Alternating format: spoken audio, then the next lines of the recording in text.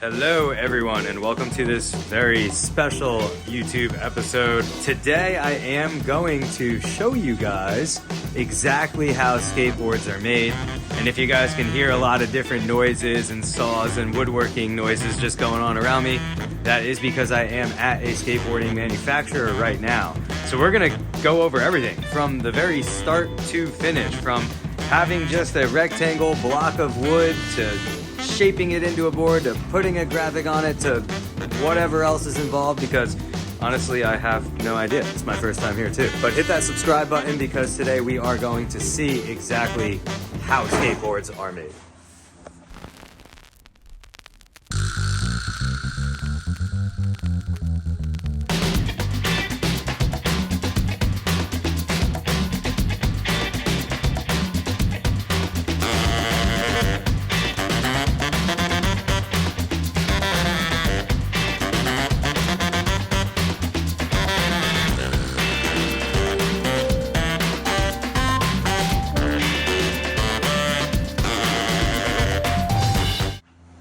So nowadays there are a lot of different board companies out there. I mean, every Tom, Dick, and Harry has their own board brand.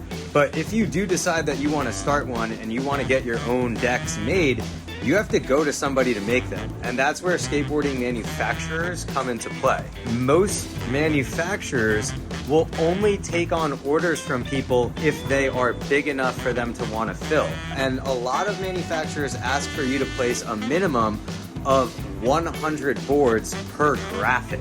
And most of the time, they don't let you mix in the sizes that you want in that graphic. It would have to be 100 of the same graphic in the same size.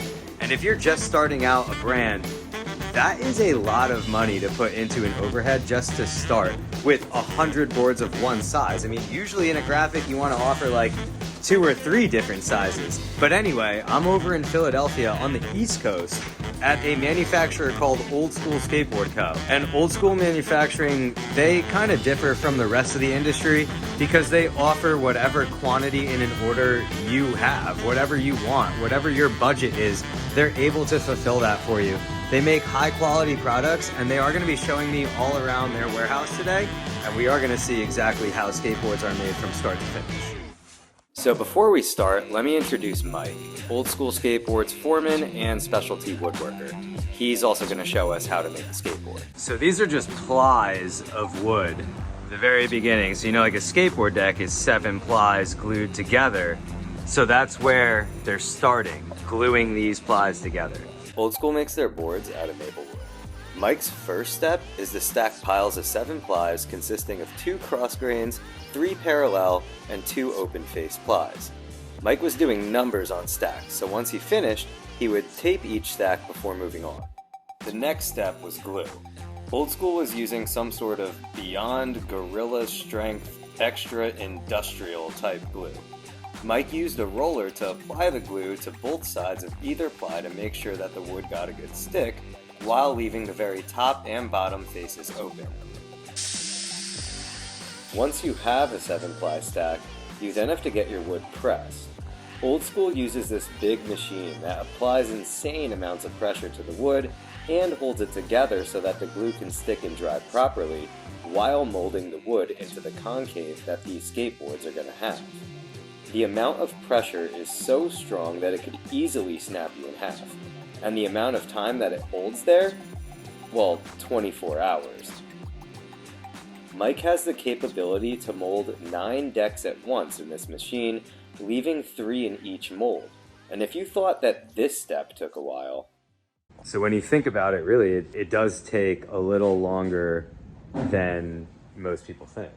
Oh, 21 days to cure, man. 21 days to cure after that? After that. You heard that right. 21 days to cure after molding before you can even start the next step. I'll let John Bullock explain this one. That's 1 week, about 50 boards up there? These are each week's up there. And up there, they're curing up there. They're curing, they got 21 days up there until they're ready to even be brought down to see what the moisture levels are. So we got to bring the moisture levels down from here. Well, yeah, I'm familiar with the word curing and the process. However, it doesn't have to do with wood. After it's done 21 days, we start to take them and we actually sticker them. So So you can see how these are stickered Mm-hmm. to give them space if the moisture can come out. We're trying to keep the room at 50% or lower moisture. It's not such a big deal in the winter, but in the summer months, that's why the East Coast sometimes has an issue, because people say, you know, it's hard to do it in there. You just have to monitor your moisture, basically. So we take a moisture reading once a week, and we basically go up. We take 4 spots. We'll actually do 4 readings. So we'll go here. And you can see that that's a little hot. It's right at 7, so that one's okay. But somewhere on this that's 7, and then that side's too high. Okay. So there's too much moisture in it still. So that's well over what we want to be.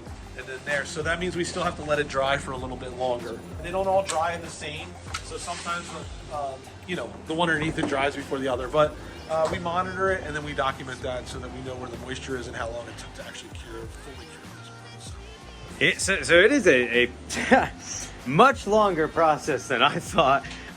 Definitely, I'm sure, a lot longer process than most people believe.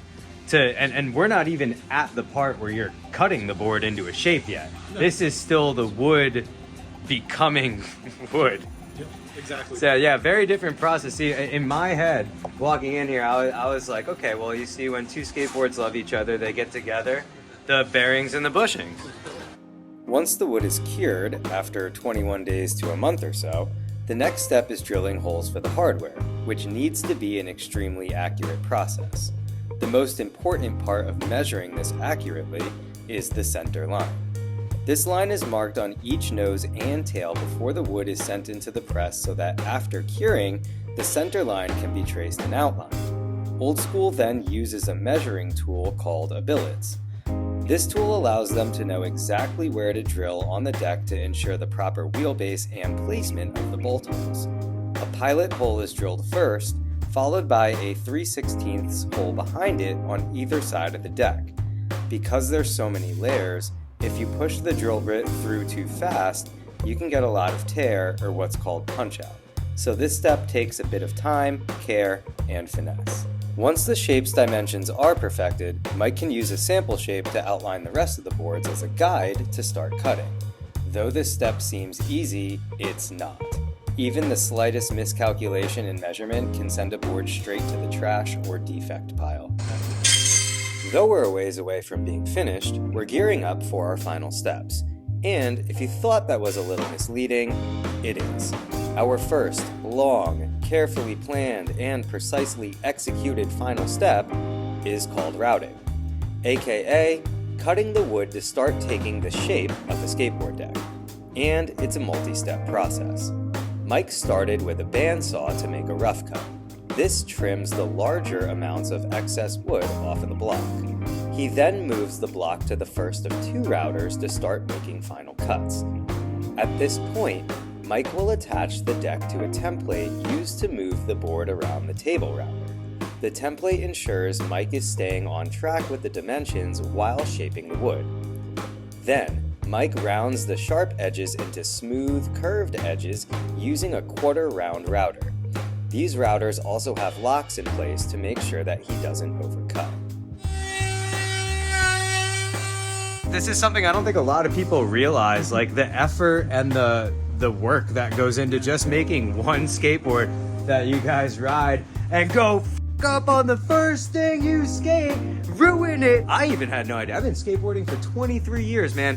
I've never seen a process like this. And even at this point, after shaping, they've cut it and shaped it a few times, 3 different times now, different rough cuts, different final cuts, and they're still not done with this board. There's still some fine tuning to be done. Got a feed here. Yeah. You might have a shoulder from the round over bit that's going to be taken out. Finishing touches, sanding, and putting a graphic on a skateboard, which involves a really unique type of machine, and Old School Manufacturing has one, and there probably isn't another one like it within like 500 miles. All of that and more in How Skateboards Are Made Part 2, which, if you're watching this one, Part 2 is already up. I made sure to upload them both at the same time. There's a link in the description directly to Part 2, and there should be some thumbnails popping up right about now that if you click on, it'll take you directly to Part 2 as well. Make sure you hit that subscribe button, share this video with your friends or somebody else who likes skateboarding, and go ahead and check out part 2. Part 2 is a really good time. Seriously, check it out.